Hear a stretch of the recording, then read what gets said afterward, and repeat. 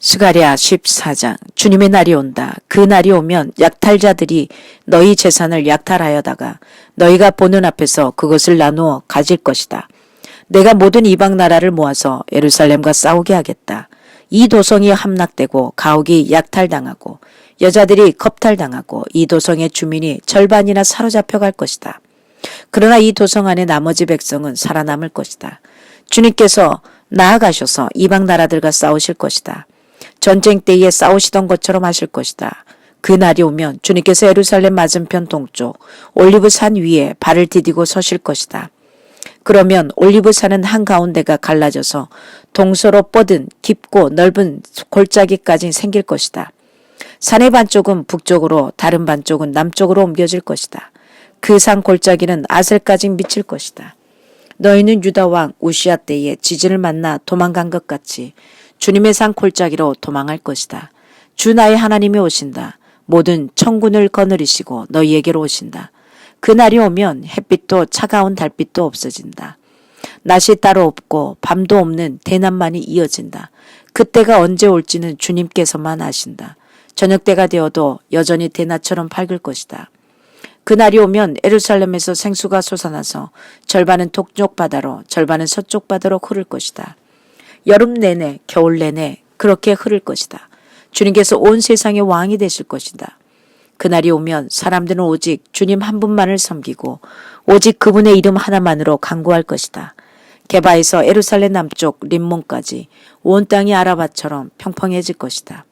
그러나 예루살렘은 우뚝 솟아 있으므로 베냐민 문에서부터 첫 대문이 서 있는 지점을 지나서 모퉁이 문까지 또 하나렐 망대에서 왕실의 포도주 따는 곳까지 제자리에 그대로 남을 것이다. 백성이 다시 예루살렘에 자리 잡을 것이다. 다시는 멸망하는 일이 없을 것이다. 예루살렘은 안전하게 살 수 있는 곳이 될 것이다. 예루살렘을 치러 오는 모든 민족을 주님께서 다음과 같은 재앙으로 치실 것이다. 그들이 제 발로 서 있는 동안에 살이 썩고 눈동자가 눈구멍 속에서 썩으며 혀가 입 안에서 썩을 것이다. 그날이 오면 주님께서 보내신 크나큰 공포가 그들을 휩쌀 것이다. 그들은 서로 손을 잡고 저희들끼리 손을 들어서 칠 것이다. 유다 사람들도 예루살렘을 지키려고 침략자들과 싸울 것이다. 그들은 주변 모든 이방 나라의 재물 곧 은과 금과 의복을 마구 차지할 것이다. 말과 노새와 낙타와 나귀 할 것 없이 적진에 있는 모든 짐승에게도 적군에게 내린 이 같은 재앙이 내릴 것이다. 예루살렘을 치러 올라온 모든 민족 가운데서 살아남은 사람들은 해마다 예루살렘으로 올라와서 왕이신 만군의 주님께 경배하며 초막조를 지킬 것이다. 이 세상의 어느 백성이라도 예루살렘에 올라와서 왕이신 만군의 주님께 경배하지 않으면 그들의 땅에는 비가 내리지 않을 것이다. 이집트 백성이 예루살렘으로 올라와서 어울리지 않으면 그들의 땅에도 비가 내리지 않을 것이다. 주님께서는 초막절을 지키러 올라오지 않은 이방 나라들에게 내리실 그 똑같은 재앙을 그들에게도 내리실 것이다.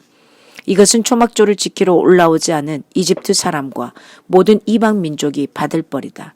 그 날이 오면 말 방울에까지 주님께 거룩하게 바친 것이라고 새겨져 있을 것이며 주님의 성전 안에 있는 모든 솥이 제단 앞에 있는 그릇들과 같이 거룩하게 될 것이다. 예루살렘과 유다에 있는 모든 솥도 만군의 주님께 거룩하게 바친 것이 되어 제사를 드리는 사람들이 와서 그 솥에 재물 고기를 삶을 것이다. 그 날이 오면 만군의 주님의 성전 안에 다시는 상인들이 없을 것이다. 아멘. 하나님의 말씀이었습니다.